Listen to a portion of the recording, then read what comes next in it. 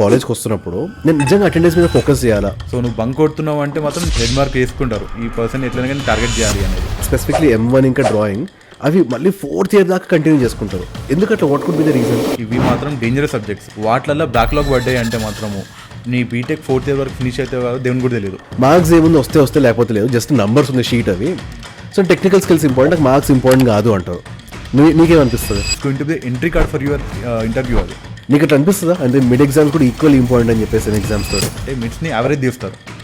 నీకు ఒక ఎగ్జామ్ మొత్తం 0 వచ్చింది అనుకో, యావరేజ్ తీసినప్పుడు ఎంత కింది కొడిపోతుందో నువ్వు అర్థం చేసుకోవచ్చు. కాలేజ్లో ఫ్యాకల్టీ ఎప్పుడైనా కానీ క్లాస్లో నువ్వు ఎంత అల్లరి చేసినా సైలెంట్ ఉంటారు. ఇక్కడ వచ్చేది మళ్ళీ లాస్ట్ నా దగ్గరికి వస్తారు. నువ్వు రికార్డ్స్కి నా దగ్గరికి రావాలి, ఇంటర్నల్స్కి నా దగ్గరికి రావాలి, ల్యాబ్కి నా దగ్గరికి రావాలని చెప్పేసి. నెక్స్ట్ ఒక 1 వీక్లో ఎగ్జామ్స్ ఉన్నాయి అంటే ఫ్రెండ్స్తో కూర్చొని నేర్చుకుంటే బాగుంటుందా, సింగిల్గా ఫోకస్ చేసుకుంటే బాగుంటుందా?